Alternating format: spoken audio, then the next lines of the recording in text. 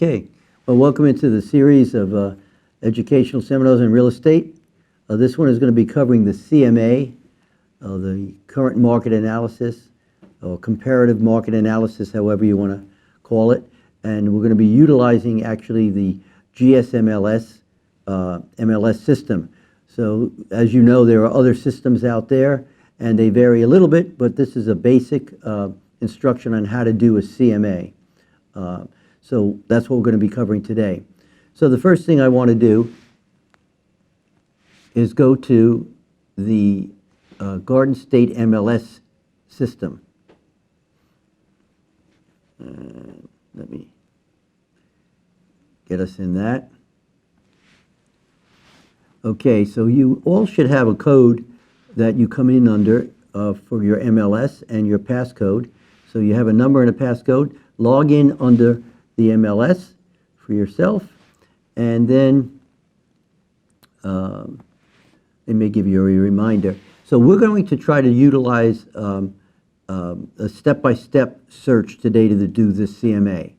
There is a CMA program in this model. I don't use it because you won't get to understand why I do what I do when I do a market analysis. So I'm going to run through a step-by-step time today so you can see that.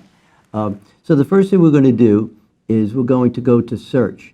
Now, under search, you have a number of options. If this is a call that you've gotten and you don't know an area, that's quite different than if you do know the area and do know the house that you're going on to do the CMA. Now, you can do this a number of ways when you present a market analysis. You can do a 2-visit or a 1-visit. If you know the area and pretty well know the house, on the phone you want to collect some data. You want to ask them, again, how many bedrooms, any updates, is there a finished basement, how many bathrooms, key things that you need to know about the house if you're going to be doing your search right up front and then bring your data with you at a 1-visit proposal. If you're going to do it on a 2-visit proposal, which is what I normally do, but it's your choice, is I visit the house, I set up and establish a rapport with the client, and I set an appointment before I leave for the very next evening to come back with the data. In this way, I've gone through the house, I've taken my notes, I've seen what they've done, I know if it's updated or not updated and what condition it is, how it will present itself, and I've got a better idea on how to go back and do my comparative market analysis. So there's 2 ways you can do that. If you're doing it the first way and you really don't know the area, what I'm going to suggest you do is go to search, drop down to quick search. Now there's 2 different searches you can do, an advanced search and a quick search. And if you click back and forth, you'll see then I have options: residential, multi, land, commercial, business, rental, expired, and tax. Okay, that's under advanced, and the same categories are under quick search. Now, if I go to advanced search, okay, and let's say I'm looking at a colonial that's in Washington Township on St. Andrews Drive, or I need to go to residence on no matter which search I do. But if I went to advanced search and I clicked residence, what it's going to do is bring me up to the whole list of every single category that I have to input into the system in terms of the data. Much more than I need to search under. These are very detailed formats. You can see, you can do client comments and who the agent or who the school district, you could search under that. Well, I don't need all that detail unless I'm looking for a very, very special type home. Maybe I need to put in the client comments as in-law suite or something like that. Otherwise, I would not use an advanced search. It's for detail that we don't need in our regular search. So when you go back up to search, come down to quick search, I'm going to go over to residential, which is what the property is. It's a residential single-family unit.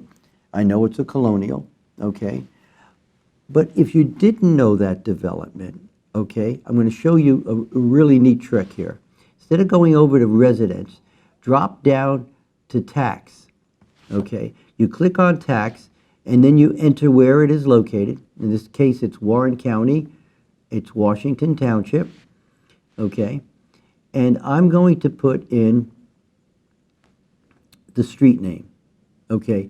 Now, if you're not sure what the street name is or how it's spelled, there's a wild card you can use. So I'm going to use the wild card, and the wild card is the percentage sign. If I can get it to print.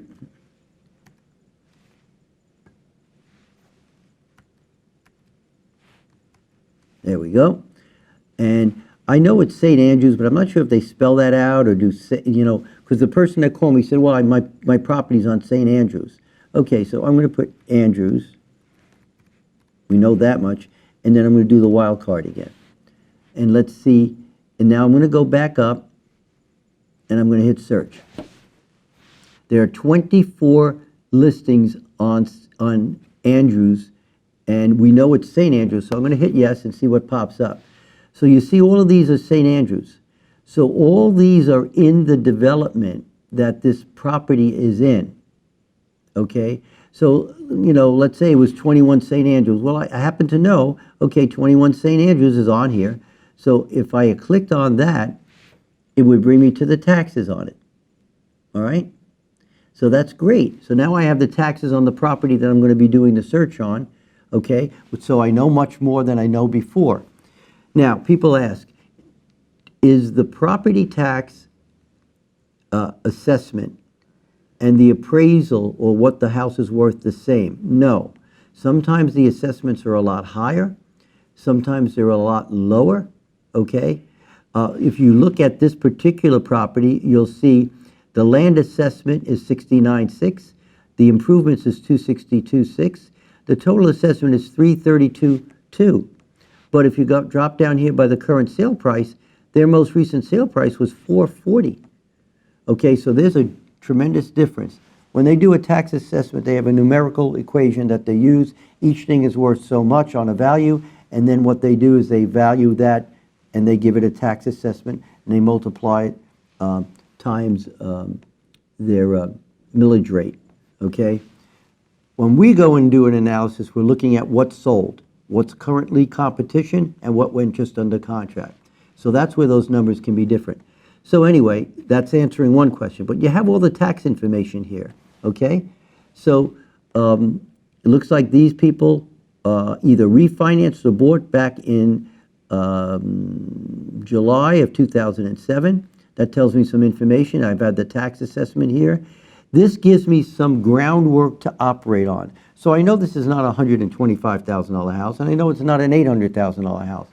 We got a range. It's just rough groundwork, so you start to know where to search.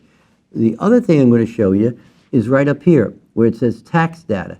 If I click tax data, it's going to bring me to the State Information Services, where it shows the tax. And if you see this, you see that you have the lot defined, they have a picture of the house. More importantly, if you go over here, it shows you the lots.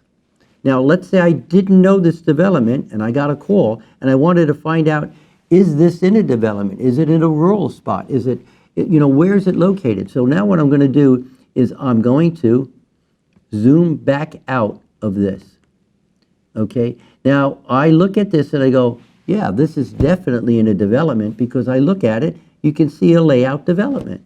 So now I know, okay, so I want to compare it to other colonials that may have the same amount of bedrooms and baths in this development. I don't necessarily want to go out of this development, because there should be enough right in this development to give me what I need. So this is a good shortcut if you don't know the area on how to get in to the area and find out exactly what streets you're going to look for. Because if I zoom in, okay, this tells me, okay, this is St. Andrews. You can see it there. But it's also Doral Boulevard, Marion, Balustral, okay, Glen Eagles. So all these houses are in this development, and chances are, Turnberry, Invery, chances are they're going to be comparable to the house we're going to look at. So this is a really good shortcut to have if you don't know the area. Okay, so I print out my tax information. I'm going to get out of this now because we don't need it. I print this out. I've got a groundwork to know what number I'm going to, okay? And I'm going to make a copy or just put it on my laptop. We don't need this right now. We've got a good indication that they're taxing them at 332.2. Their tax is 11,900, okay? And they bought it or refinanced it for 440. This gives us some guidelines. I'm going to close this. And now I'm going to go back here where it says St. Andrews. So I know everything on St. Andrews is going to be relevant, but this is just the tax information. This doesn't give me sales or what's on the market. So now what I'm going to do is I'm going to go back, close this. In Garden State, you can't use the back button. If you use the back button, it'll kick you out. So you need to close, okay? They're still archaic in that way, but that's what they are. So okay, now I've got my township. I'm going to start to do my search in this development. I've got the area, and I've got the township. And I'm going to show you, there's going to be criteria that you need to start to search under. And I'm going to flip back real quickly to this camera. And I believe I'm on the camera now. And I'm going to go to the whiteboard and show you what you need to be looking for. Before we go into the MLS and continue the search that we started, I want to give you the criteria. There are 4 basic criteria that you have to search under. And these are the 4 main ones that I want you to start with. It's always location, location, location. So the first thing we've got to look at is area. Okay. We want to make sure that what we're comparing things to are going to be within either that community, that development, or at least within a mile range, maybe 2. Okay, as close as we can get. You want to stay in the same township if you can, because you can go from a township to the town, which is right next door across the street from each other, and they dramatically change in number. So if you can stay in the same township, that's great.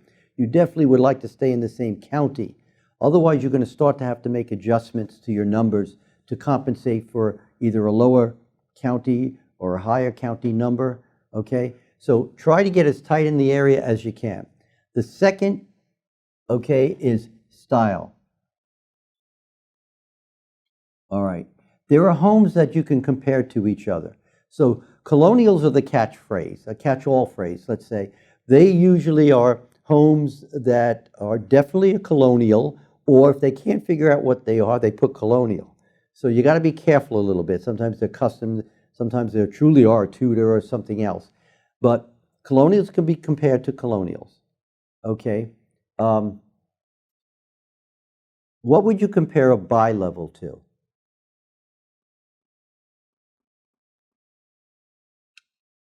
Well, you can compare it to other bi-levels, but you can also compare it to split levels.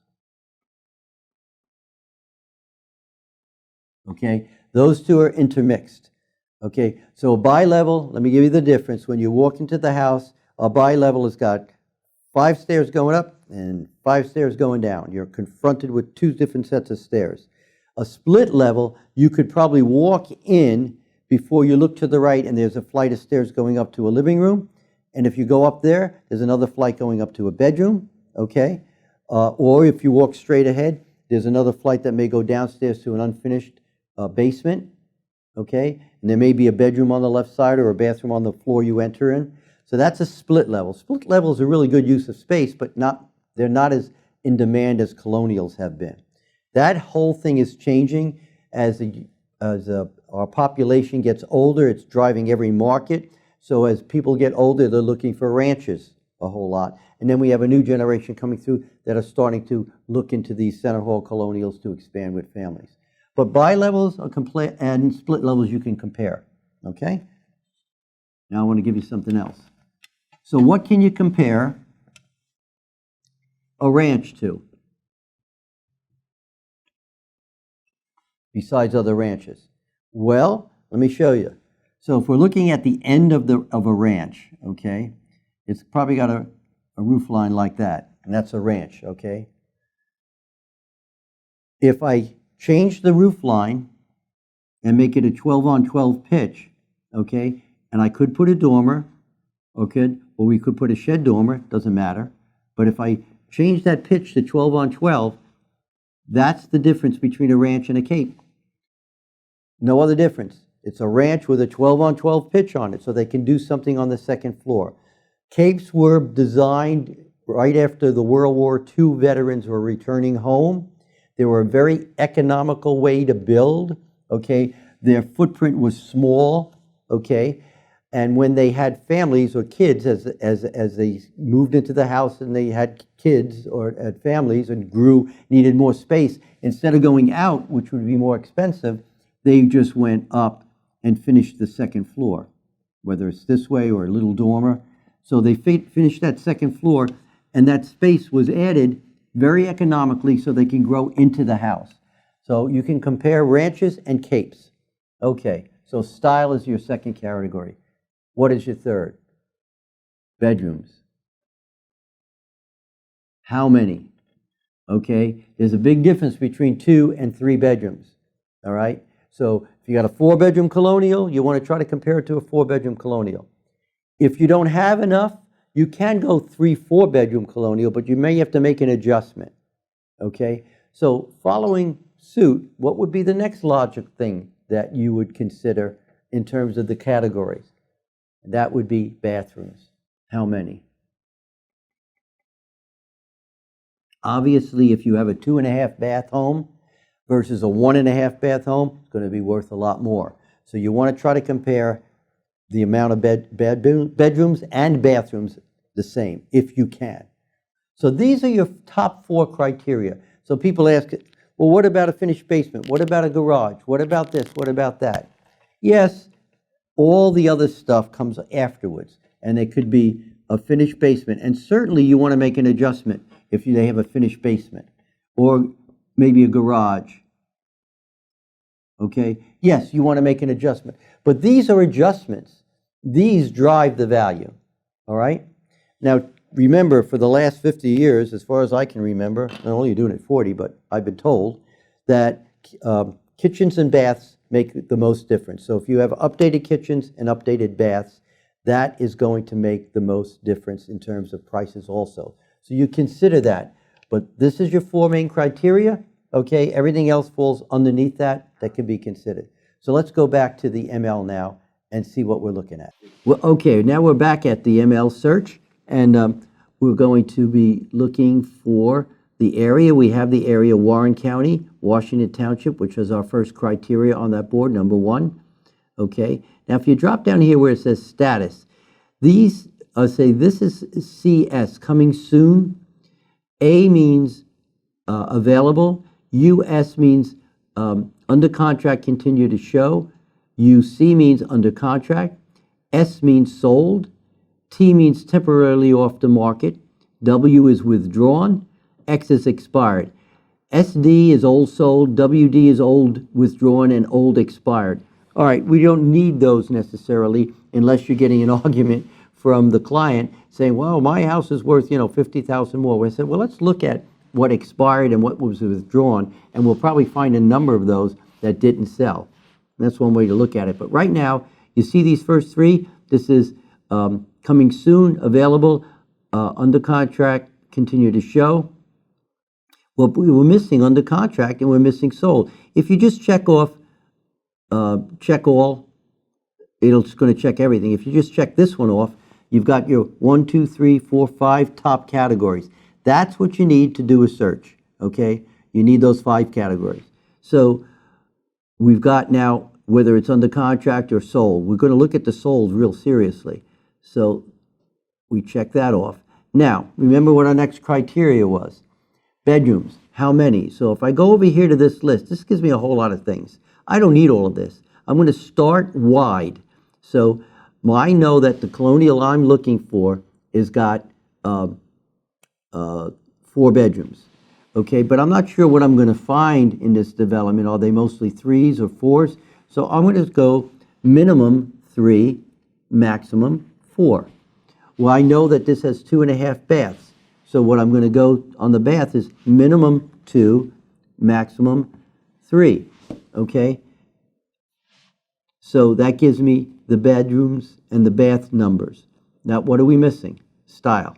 So we drop down here and we can put in colonial, because that's what I want to compare it to. I don't want to compare it to buy levels, split levels. I know I've got a colonial and I'm going to compare it to colonials. Okay. So now I've got the minimum criteria I need. And I'm going to go and hit search and see what pops up. So whenever we do a search, you start as wide as you can and then narrow it. Okay? So this is going to be 67 records. Way too many. Okay? You want to have at least 3 available and at least 3 sold. If you can get some that just went on the contract, that's a blessing. Okay? That's added. And that's icing on the cake. But they don't always show up in there. So you want to have at least 3 in the sold and the 3 in the available if you can. If I hit yes now, okay, the 67 are going to pop up. But what I do know is I have a list of the addresses in that development. So I'm going to eliminate everything that's not in that development. And I'm only going to check off what's in the development. Now, I know this development, but I wouldn't have my list in front of me, and I'd go down the list checking things. So I know Glen Eagles, okay, is one in the development. There's 1. There's 2. Pebble Beach Way. Okay. I know none of these other ones are, because I'm looking at my list. Okay. Oh, here comes Marion. Okay. Here comes Balustrade. Here comes Turnberry. Here comes Glen Eagles again. Okay. See, what I'm doing is I'm looking at availables. And right here, it shows you availables, under contracts, and solds. So I'm going to write down the address list first, not worrying about where they fall in the category, and just checking them off that are all in that development. Okay. So I'm only up to 20 there. And let's see what else comes in that development. Here's another one on Turnberry. Turnberry, and this will give you an idea on the what they look like. Okay, Glen Eagles, St. Andrews. So I'm going to go down this whole list, and I'm going to be checking off every one that falls into that development. Okay, so I'm pretty confident now. Everything that I have in here is in the development. I'm going to go over here where it says narrow and hit narrow, and that'll bring down to what I selected. And you go, oh, wait a minute, I wanted to put another one in there. What do I do? Okay, easy. You just go to expand, and it brings you back to your original list. Okay? So don't worry about that. Narrow. So now I have 3 in available that are in that development. I have a number that just went under contract, you see, and I have a whole bunch of solds. All right? So if I look at this, I can see this is pretty consistent. 409, 409, 409. So this tells me right now, okay, it seems to be a higher market. Now, when you put an asterisk next to an available, that means it might be an attorney review, or it might be a short sale, but there's a condition there. So you can always call the agent and ask them what that condition is. Okay. All right. Now, if I go into what just went under contract, we've got one that's lower, 369.9, 390, 395, and 409. So we know we're in the upper 3s or the low 4s. All right. Now, but look, if you go down to the solds, wow, 289, 322, some low numbers. But if I actually went over and highlighted this listing, okay, it would probably be either a foreclosure or an old closing. And if you look over here, this closed over a year ago. Okay, so this tells me now the numbers are already going up, which is good. All right, so what I begin to do is now I go over here to make sure, hey, they're all 4 bedrooms, 2.5 baths. And it looks like they're consistently 4 bedrooms, 2.5 baths. So we're okay on this level. They're all 2-car garages. Okay, they all have basements. Some may be finished, some not. So I need really 3 in each category. So what I tend to do now is I start to narrow. And I bring up each listing and I go, okay, how relevant is this? Is this a foreclosure? it looks like they were asking 435 and they dropped it to 409. All right. So that gives me some information. And I may decide, okay, I know mine has a finished basement. So I go over to the basements here. It says, yes, finished, partial, not total. So I may want to keep this one in there because there are some things that are in that other criteria. Remember I was saying after you did the top four, which was area, style, bedrooms, and baths, then you would go to the finished basement, is it a garage? That's the step I'm in now. So I'm looking and narrowing. So I say, okay, this has a finished basement. I'm going to leave it checked. I'll go to the next one. And I go, full finished basement. Well, it's also, we know the bedrooms and the baths are the same. This doesn't look like it's a foreclosure because it doesn't tell me to go to a foreclosure site. So I'm going to leave this one in and not uncheck it. Okay? Then I go here. Yes, full finished basement. It's another one I'll leave in. So I'll continue now to narrow my list down. Okay, here's an unfinished one, but it has a walkout. Well, maybe, maybe not. But I have enough, I think, that I don't need it. So I'm going to uncheck it. And you can see how I start to narrow. Yes, finished, partial, full, I'll leave it checked. Now, I'm just using basements. Yes, unfinished. Well, I don't necessarily want this one. Maybe. Okay? I'm just using basements as a criteria. There may be other things like they've updated it or they didn't update it or I may have found a foreclosure that I don't want to put in here or whatever. But all those are details. Okay? After I do all my checking, I'm going to go through real quickly. Okay? Okay, I hit the last record. I'm going to hit close. Now I can begin again to narrow again because I unchecked some of these. So I hit narrow. So I'm honing in. I went from real wide to narrow and narrow and narrow till I'm pretty sure these are the best comparables. And I still have 3 in the available. I have 2 under contract, which I said was a blessing. Okay. And I've got a bunch of souls. Now, if I look at my numbers, does anything stand out? Well, yes, this one stands out. 296.5. Okay. Something is wrong. There's an anomaly with that. So I go back and I look at this. And I bet you it's a foreclosure, or could be. Okay, it says rental. It says, let's see, owner. No, it's still a private owner, but it does show tenant occupied, okay, can buy and collect rent. So if there's a tenant, there's something maybe wrong with this place, and it really drives my numbers down. So I eliminate this one. Anything that stands out that it may not be a good comparable, I'm eliminating. So I go back to my list, close, narrow. Okay, so now I fine-tune my list. All right? So they're all falling within a certain range. Here's a really neat little shortcut. I go to View Print. Okay, so we're talking about what reports to print out. I'm saying go through this, pick out what you like. Again, sometimes you can do like flyer formats, flyer with multi-photo. If I hit that and I looked at view, you'll see what shows up, which is a nice display if you're going to give somebody houses that they're going to look at, but it may not be what you want, okay? I'm sorry, it clicked off here. There it is, all right? So, fool with those, but what I want to show you is that you want to do this. So I'm going to pick a client 2 up because I've got a lot of these lists. There's about 13 of these. I don't want to print out full paper. So I'm going to do client 2 up, which will get me down to half the paper. But you always want to hit client CMA right here. Client CMA.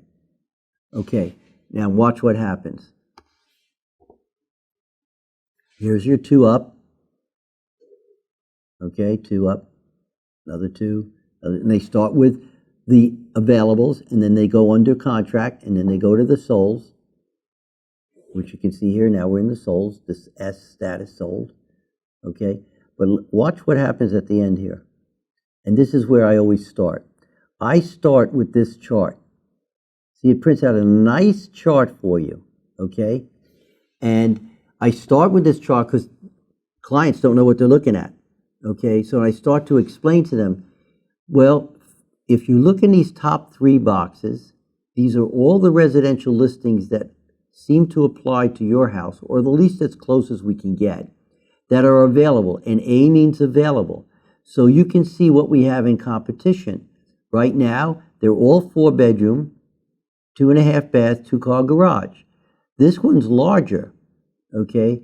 And these are smaller. But the first one is on 1 Glen Eagles Road. It's priced at $409. Now, this may be not a good price for this house, because if you look over here, how many days on the market? 111 days. Well, if their goal is to try to get it sold within 60, that's not going to work. But let's go back and look at it. So now I jump back to the listing. Sorry to make you googly-eyed by racing through that, but here's 1 Glen Eagles. And I read through it to see how good of a comparable this is. All right? Then I jump back to my list. Okay? And I take the next one, which is 3 Glen Eagles. And then I go back up and I look at that comparable. And I go through each one of these, okay, availables. So we know that right now our available competition averages out to 409, because they're all priced at 409. So if the goal on this is to sell it as quick as possible, we want to go 4045. Right? You're below everybody else. They're going to look at yours, definitely, if it's a comparable house. Okay? If our goal is to just stretch it and get as high as a number as possible, well, we can go at 409, but all of these are on 409. This one's been on 111 days. This only 14. This one 12.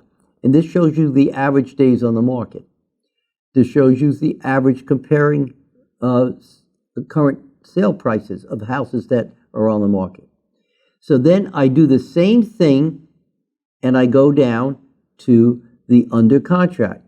See here, this is under contract. Then I flip way back up to the listing, look at it, show it to them again, that picture that we had way on the top. I'm going to do this one more time just so you can see it. Okay? And this one actually will show you, okay, under contract. Here it is, under contract, our first one. And I go back and I look at that. I do the same thing right down the entire list. On some of these, I see when they did sell and stuff. But here's our average. So our average is up a bit, about 10 grand from where it was that sold. So we had 2 things that sold. One at 390, one at 409. And then went, average it out at 399, 950. Go down to the solds, do the same thing. This is our average competition over the last year and what they were asking. So the average price was $20,000, asking less than it is now, because it averaged out to 380. Okay? Let's see how comparable that is to what they actually got, because the average of what they actually sold for in this column, this is what they asked, this is what they sold for, is 380, 833. This tells us they're pretty well getting what they're asking, okay, over the last year. And you can verify that. Here was one at 369.9, sold at 370, okay? Here's one at 395, sold at 410. Well, why higher? Well, they could have had multiple offers. They could have asked for a seller contribution, and then they added that to the sale price. So the seller contributed to the closing cost for the buyer. But this chart and these comps are what you want to work with. And then I put this in a nice little package. I put their taxes in there, and I bring it back to them in a nice Keller Williams glossy folder, which we have red, black, or white. And I bring it to them. So that's your CMA. Put it in the glossy folder, like I said, white, black, or red are colors. You put the presentation in there, the printout, the chart, their taxes, any promos you have about you personally, any background, or your team, all go into a folder, and then I present my comparable sales. Now, one of the things that I do, because it's a 2 meeting for me, is the first meeting I tell them, I'm going to bring back comparable sales. These are facts that they need to make an intelligent decision so they can decide what price is right. That is really kind of a setup, because basically to say, hey, if you're not basing it on the facts, it's not an intelligent decision. So that's one of the reasons I kind of do 2 meetings. I set it up for the second meeting. Even the first, bringing in on the first meeting, these are the facts. Remember, the client is never wrong.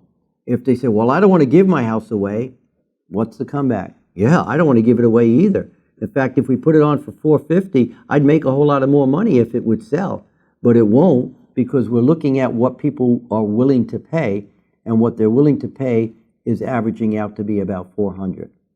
So based on the facts, okay, and this is a great, another statement, based on the facts, where would you have to put your house to be the very next sale? And let them pick it.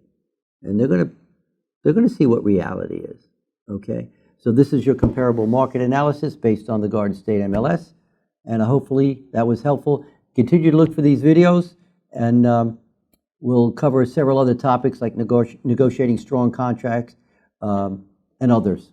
Thanks.